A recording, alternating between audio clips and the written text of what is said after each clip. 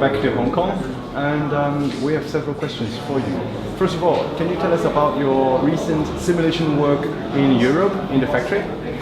Yeah, I was in the simulator on Monday and Tuesday, so just traveled here yesterday. We always want to do it as close as possible to the race itself, just to keep everything in mind. It was a very challenging circuit on the simulator. We'll see if it's the case once we drive it on Saturday, Sunday.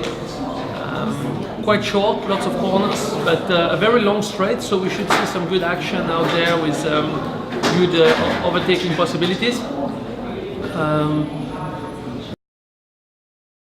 All of them are very interesting, but turn one, it's you come close to 200 kph, you have to slow down the car. It's going to be the slowest corner of the circuit, around 40 kph, and then you go back up at above 200 kph, so very long straight. Maybe the most challenging one will be the chicane, so turn 3, 4.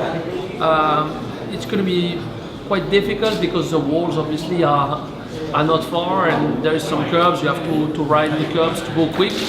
So clearly, this section could be interesting. Which corner is best for overtaking? I think clearly turn 1 and 2, because we have a very long straight before that. So overtaking there will be a good option here. The braking is really to try to recharge the battery, because when we are on the power, we only discharge it, but at some point we have to recharge it, and the FIA has opened the regulation a little bit, so by recharging more, you make the car a little bit more difficult to drive.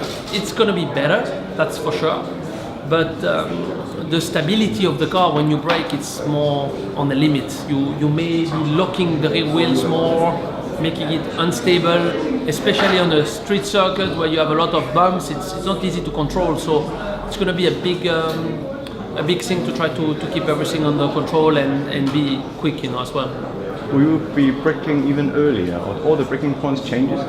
They should not change. Theoretically, it should be transparent, but in some because we try to fine tune it in a way that it's transparent for the driver.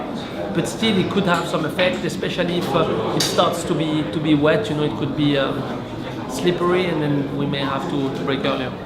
Can you talk us through strategies? When do you decide to go longer on the first stand and shorter in the second stand? Because as audience, it's quite tough to follow race strategies.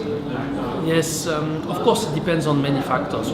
Safety car, crashes, weather, position on the track. But clearly, normally, if you start at the front, you want to go for the quickest strategy. The best one is obviously to stop in the middle, because that's the best way to save energy and the best compromise. But if you are blocked behind someone that you cannot pass, you may think, okay, I'm going to do a lap longer, still follow him, but doing a lap longer, I will have a lot more energy afterwards, and that may give me an opportunity to pass. So it depends on so many factors that it is very difficult to know which strategy you will pick up. But if you're at the front, in general, you always choose the quickest one.